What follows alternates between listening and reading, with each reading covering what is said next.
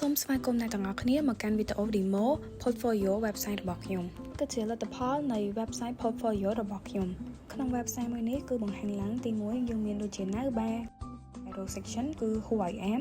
ហើយបន្ទាប់មកទៀតយើងកន្លែងមើលទៅក្រោមទៀតគឺយើងមាន What I know ដូចជា My skill ជាដើមដែលបង្ហាញពីជំនាញរបស់ខ្ញុំហើយក៏ដូចជាមាន feature project ដែលបង្ហាញពីថាតើខ្ញុំបានធ្វើ project feature សំខាន់អ្វីខ្លះដូចជា Let's work together ហ្នឹងគឺខ្ញុំបង្ហាញពី content របស់ខ្ញុំផ្សេងៗនៅក្នុងនោះជាដើមហើយចុងក្រោយគឺ footer នោះឯងតោះឥឡូវយើងមកមើល source code នៅក្នុងការសរសេរ website មួយនេះទាំងអស់គ្នានៅក្នុង website មួយនេះខ្ញុំបានប្រើប្រាស់ភាសា HTML CSS ជាមួយនឹង Bootstrap នៅក្នុងការសរសេរវាខ្ញុំបានសរសេរវានៅក្នុងកម្មវិធី VS Code ដែលខ្ញុំមានជា folder ដំបូងមានឈ្មោះថា img សម្រាប់ផ្ទុករូបថតហើយ file ទី2គឺមានឈ្មោះថា index.html ដើម្បីធ្វើការសរសេរ code នៅក្នុងនោះតែម្ដង file ទី3គឺ style.css ដែលខ្ញុំប្រើប្រាស់វាដើម្បីអាច link វាចូលទៅក្នុង index.html បានខ្ញុំប្រើប្រាស់ external CSS តោះឥឡូវគឺយើងមកមើល code នៅក្នុង index.html ទាំងអស់គ្នា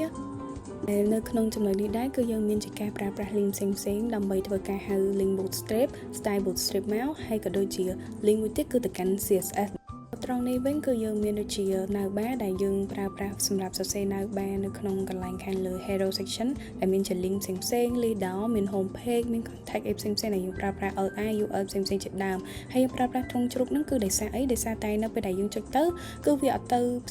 navigator page ផ្សេងទេប៉ុន្តែគឺវា load ទៅកាន់ section ដែលយើងបានហៅដែលយើងប្រើប្រាស់តាមរយៈ ID ជាដើមចំណែកឯនេះវិញគឺជា section ទី1ដែលយើងនឹងធ្វើសរសេរ code ទៅលើ Hero section របស់យើងដែលខ្ញុំបានដាក់ Hero ជា class ឈ្មោះ class ដើម្បីងាយស្រួលនៅក្នុងការហៅទៅដាក់ style ឬក៏ជា ID នៅក្នុងការចំណាំខ្លួនឯងថាតើនៅក្នុងចំណុចហ្នឹងគឺខ្ញុំសរសេរឲ្យខ្លះចំណែកឯត្រង់នេះវិញគឺយើងប្រើ tag img នៅក្នុងការដាក់រូបភាពហើយខ្ញុំចុចទៅលើ src ដើម្បីបង្ហាញថាខ្ញុំយករូបភាពមកពីណាអញ្ចឹង folder img ហ្នឹងគឺជាកន្លែងដាក់រូបភាពនឹងឯងហើយខ្ញុំហៅវាចូលទៅក្នុង tag img នៅក្នុងការ display រូបភាពរបស់ខ្ញុំរីឯចំណុច section 2 នេះគឺយើងចាប់ផ្ដើមធ្វើអំពី content who I am នៅក្នុងការបង្ហាញពី code who I am របស់ខ្ញុំជាដើម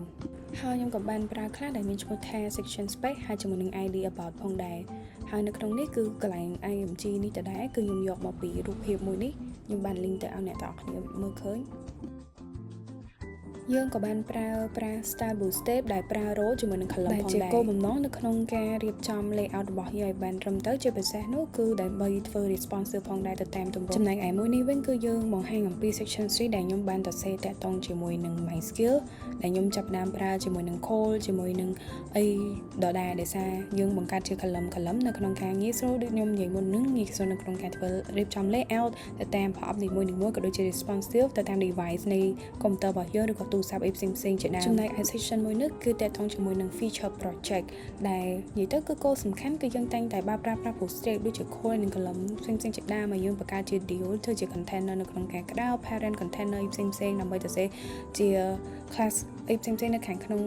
ដើម្បីងាយស្រួលនៅក្នុងការរៀបចំ layout របស់យើងឲ្យកាន់តែស្រស់ស្អាតនិងងាយស្រួលនៅក្នុងការធ្វើ responsive នេះគឺជា section ទី4ដែលយើងធ្វើការបង្កើតជាមួយនឹងឈ្មោះ class section space ដដែលហើយយើងដាក់ ID contact ដោយសារតែនៅក្នុងចំណុចនេះគឺយើងសរសេរតាក់ទងជាមួយនឹង contact ដែលមានដូចជា phone number អីផ្សេងៗជាដើមមាន form នៅក្នុងការឲ្យគេបំពេញដូច្នេះហើយយើងប្រើតាក់ទងជាមួយនឹង input text ដើម្បីអាចឲ្យ user អាច input ទៅលើទិន្នន័យអីផ្សេងៗបានជាដើមហើយនេះគឺជា section footer ដែលយើងស្នងការសរសេរ footer ឬក៏ខាងជើងនៃ content របស់យើងតែម្ដងហើយឯ link មួយនេះយើងគ្រាន់តែហៅនៅក្នុងការប្រើប្រាស់ CDN របស់ Bootstrap style របស់ Bootstrap តែប៉ុណ្ណោះដូច្នេះការសរសេរ website របស់យើងនៅក្នុង index.html គឺមានតែប៉ុណ្ណឹងចំពោះឯ style.css យើងគ្រាន់តែហៅ ID ឬក៏ខ្លះមួយចំនួនដែរដើម្បីយកធ្វើការសរសេរ style តែប៉ុណ្ណោះឯ image គឺខ្ញុំបាននិយាយប្រាប់ដែរ folder img ហ្នឹងគឺសម្រាប់ផ្ទុក image នឹងឯងនេះគឺខ្ញុំចង់ demo ទៅលើ responsive នៃ website របស់ខ្ញុំទៅតាមទូរស័ព្ទក៏ដូចជាតាម tablet ហើយក៏ដូចជា laptop ជាដើមដែលយើងបានធ្វើ responsive មុនហ្នឹងដោយប្រើប្រាស់ Bootstrap នៅក្នុងការសរសេរ style